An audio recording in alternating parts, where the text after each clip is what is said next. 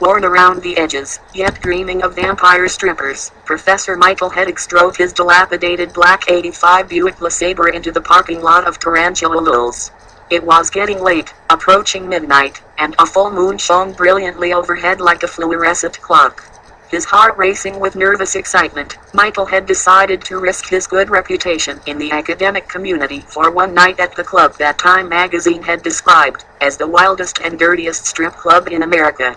This could be a delightfully enjoyable, even bloody night, murmured Professor Hedix to himself, as he parked out back of the club, turned off the ignition and climbed out of his car.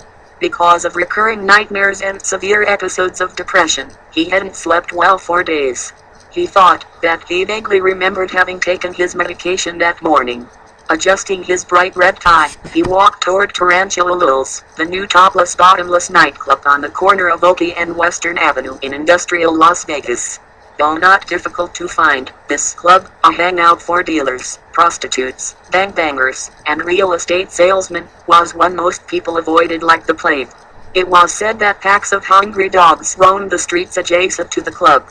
Seeking extreme measures, Michael was hoping that this titillating environment would bring him out of his depression.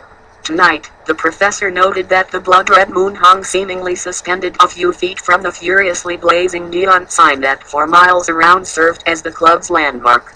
As he walked toward the music pounding helter-skelter through the club walls, the professor imagined that he could reach up and touch the moon. An English professor with a special interest in Pynchon and Nabokov, Michael was mesmerized by the flashing green and black neon sign that extended 100 feet in the air from the club roof. At the top of the sign, a few feet from the moon, a metallic spider clung to its symmetrical web. From the web, red neon droplets flowed, cascading like a bloody waterfall onto the top of the club and to the street below. For Michael, it was like something out of a delicious nightmare, the symbol of a universe collapsing upon itself and creating a progressive degeneration toward evil. As he approached the dark entrance, he was bathed in the moon's crimson glow. As tired, possibly even delirious, as he was, the thought thrilled Michael, and he raised his arms in praise to the full moon, imagining a river of blood winding its way through the dark labyrinth of history and into his heart. He felt strangely energized, temporarily redeemed from the exhaustion that had consumed him for days. The club's reputation for evil didn't faze the professor. In fact, the rumors of demonic activity and such a wonderful fiction, he thought, sort of like the law of entropy, pulled on his dark soul like a magnet, fascinating him. Going to the club was like being literally drawn into a novel by Anne Rice. It was a stimulant. He remembered that 2 months ago a local high school principal had been beaten to a black and blue pulp in the parking lot behind Lils.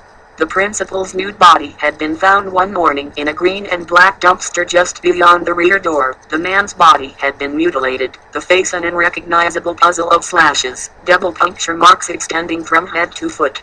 The object possibly of some occult sacrifice, the body had been nearly drained of blood. And, as he lit a Camel filter cigarette, put it between his lips and continued his walk, Hedix excitedly recalled that it was here, 2 years ago, that one of the most memorable outdoor executions in the recent history had been carried out, as the decapitated body of a local underworld kingpin, an Asian American who had cornered the drug and pornography business revolving around Tarantula Lils, had been found dangling at the end of the long black cable tied to the metallic spider. The man's body, a grappling hook through the back, had been fried a crispy black. Perhaps, thought the rummy Hedix, I am half in love with easeful death. Particularly intriguing to the professor were rumors that Tarantula Lils was a rendezvous for vampires. No academic in his right mind believed in vampires, but Hedix had never considered himself sane. Certainly, recently, he had been right on the edge. On many occasions in the past 3 or so years, during a full moon and in fact for the past week, he had sensed himself undergoing an inexplicable transformation. During these periods, he experienced bloody hallucinations, found himself incredibly thirsty, desired bloodied steak, had visions of himself having sex with some horned female creature from the deep. During the past week, Knowing he was swirling into a psychotic vortex, he felt he could see and talk to the dead alone at night, a realization that brought him back to his psychiatrist's office. Indeed, Hedix revealed during the most recent therapy that on top of a serious chemical imbalance he had a severe vampire fixation, likely the product of a cultural psychosis fed by vampires movies and vampire literature. Second, as he opened the heavy black glass entrance door, Hedix was overcome by the hypnotic music, the rhythm and beat of something clearly satanic pounding intrusively into his soul, and he tingled with manic excitement, as he stood in the darkness just inside the entryway, allowing darkness to fill him. Two topless, gorgeous but deathly pale redheads, obviously twins, stood in front of him. As one, the girl smiled and said, "Good evening, sir, and welcome to Tarantula Lils." Paying the required $10 entry fee, Hedix strode into the room of exotic dancers, the atmosphere a mixture of alcohol, cigarettes, and rock, and slowly, but with great ease, glided to a table just below center stage. Smoke hung in thick blue clouds in the darkly reddish air of the club, swirling with a life of its own, and he hungrily watched the three black dancers on the stage before him. One girl had a huge live green python wrapped around her neck. Looking around, he saw that there was one stage in each of the four corners of the room, each occupied by a single nude dancer surrounded by men of all ages, some sitting and staring at tits and pussy, some standing in an effort to get closer and maybe grab a little touch. It was, just as he had ordered his fourth bloody bill from the gorgeous, scantily clad cocktail waitress, that a tall girl with dark blue eyes, blood-red lips, flowing black hair, a white transparent top, and a short green and white plaid dress approached him. She had a flower tattooed on one arm. She smiled and, gently, sweetly, sadly asked, "Mind if I sit down?" The girl's eyes were dancing pools of dark blue that made Michael quiver with uneasiness. "My name's Charlie," the girl began, offering her hand to shake and sitting in the chair right next to Hedix. Professor Hedix finally took the girl's warm, soft hand in his own damp hand, nervously brought it to his lips to kiss, and replied, "And my name's Michael." Relatively new to the striptease scene, Michael wondered how to strike up a conversation with the girl and considered asking her if she had ever read Conrad Heart of Darkness. He was saved the effort when the girl casually pulled up her blouse to expose the darkest nipples he had ever seen. Then, like a brick against the head, it struck Hedix that he had seen the girl before, possibly in the pages of one of his favorite novels. His feeling of unease grew, and he wondered if he should leave. "So, what do you do for a living?" the girl asked, getting up from her chair and plopping herself down onto Hedix's lap. She put an arm around his shoulders and drew his head near to her. She rested the other hand between his legs. Wide-eyed, he examined her gorgeous nipples. "I'm an English professor at the local college," he stated, increasingly apprehensive. For some reason, he knew she knew his profession. He wondered if she were a former student. "Really?" the girl asked, her face seeming to glow in the dark place.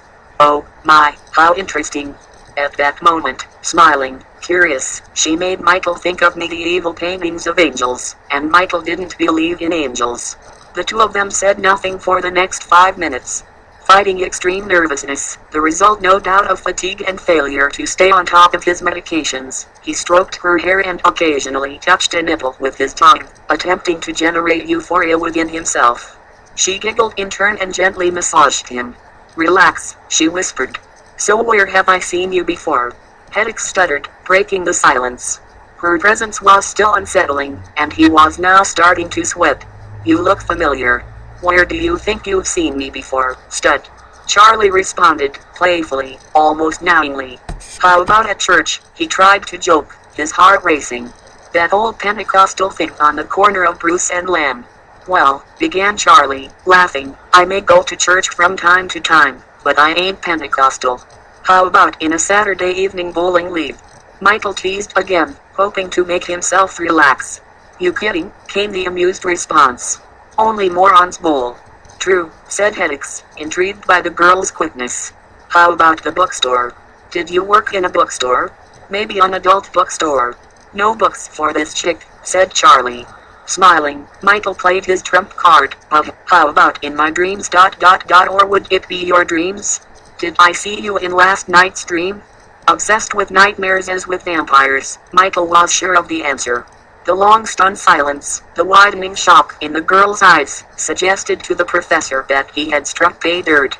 And, sure enough, he knew that he had seen this woman in his dreams last night, the night before that, and the night before that.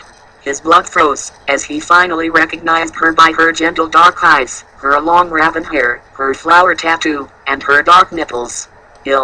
In this dream, the world was ending, the night sky a frightening display of exploding stars, runaway meteors, and an enormous black hole that hung just above the planet.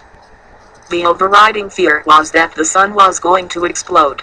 In the dream, Michael had seen himself suspended by a cable from the tower on top of tarantula lils, a grappling hook through his back. Swaying in the steady desert breeze, he realized that he was dead, as a doornail, a bird to a crisp person. He remembered that it was midnight, as he hung suspended, dead but quite conscious, and the metallic spider at the top of the tower had extricated herself from her web and was slowly making its way toward him. In the dream, terrified, he had forced his eyes shut, and when he had opened them again, he had seen dozens of spiders, all climbing down the tower and headed in his direction. The nightmare didn't end there. Like a thief in the night, trailing a blue and golden cloud, an explosion of light, Charlie, or someone who looked like her, had come flying out of the night sky, her yellow cloak billowing about her, huge wings clearly visible. Completely nude, she had come in response to his screams. In the dream, as he had looked up at Charlie and behind her, he could see the black hole widening and drawing near, threatening to swallow them. In the midst of the high howling winds, his eyes fixed on Charlie, he had heard the singing of angels, had begged her to help him, and had wept uncontrollably. She did nothing. Absolutely nothing. He wondered, in the dream, if she were going to eat him. It was at this point that he always awoke, sobbing.